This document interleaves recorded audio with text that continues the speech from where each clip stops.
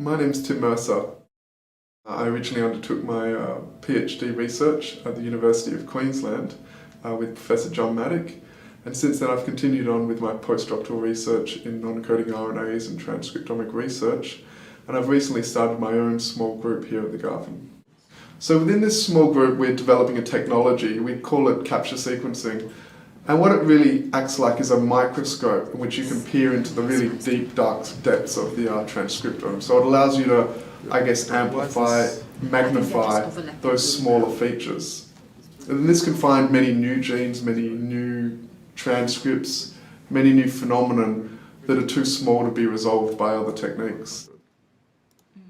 See how now it's totally out of whack. So when we usually look at the transcriptome, we sequence it. So we do RNA sequencing, and this essentially sequences all the genes that are expressed within a cell, within a tissue, within any sample.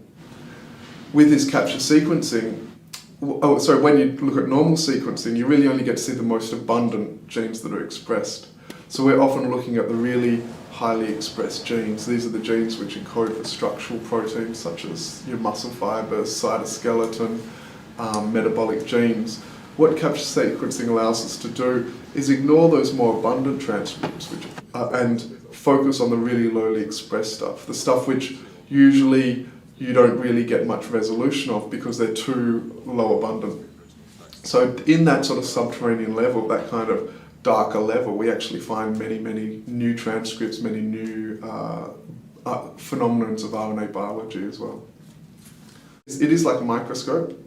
So, you can see these details which, when you do normal RNA sequencing, you only get the most obvious details because you only see, the most sort of at a macroscopic level. And when you use this sequencing, you can really, because what you do is you target one region, and rather than looking at the whole genome, you just look at one region, but you can sequence down to the depths of that region. So you can see these small RNAs which are really lowly expressed and otherwise would avoid detection by other means. These are really lowly abundant.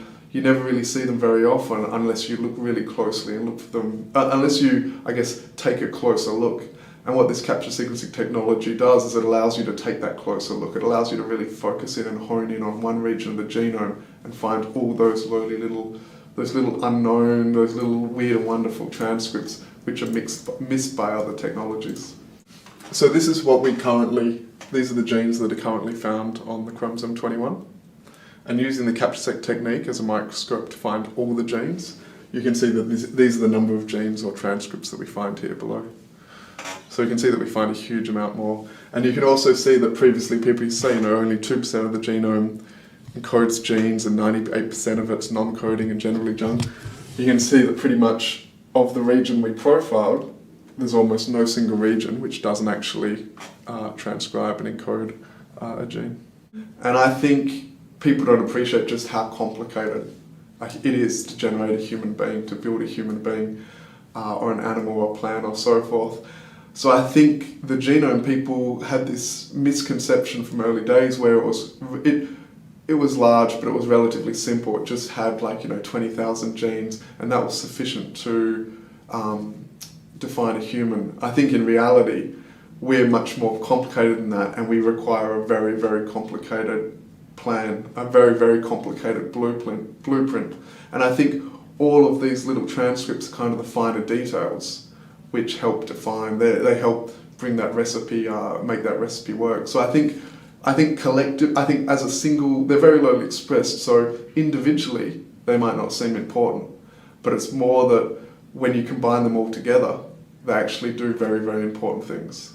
So I guess by way of an analogy, we often use the analogy of a city. So the city, is this big complicated system. And I like the analogy because as a city, for it to work, it sort of works together. There's levels of competition between all the different people, all the different things within the city, but there's also this kind of overarching plan, this overarching system which makes it work. In the same way in a human, there's an overarching plan or system which helps it work, even though there's this sort of lower level competition. And I think a lot of the protein coding genes and the stuff which we've looked at previously is a lot of the really important features. Like in a city, you have something like the power plants, you have the town hall, things like this. So when they get knocked out, like when you do functional genetic studies and you knock them out, you can see quite obvious and quite large impacts on the functioning of the city, for example. Similarly, like if you knock out these important proteins, you see cancer, you see quite important impacts on the phenotype of the human.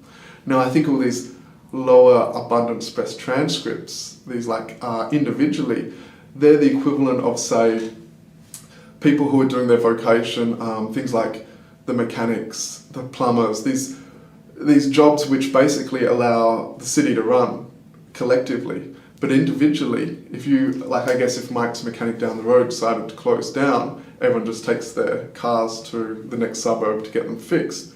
But if all the mechanics across the city broke down, you'd start to see that all the cars would start, if all the mechanics closed down, you'd start to see all the cars would start to break down across the city, and you'd start to see this phenotypic impact.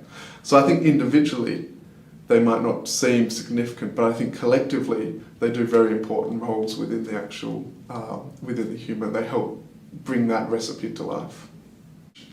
The reality is we're still at the level of discovering them. We really don't know what all their roles may do, and I think to continue the analogy, probably their roles and their functions are as diverse as the jobs you find within a city.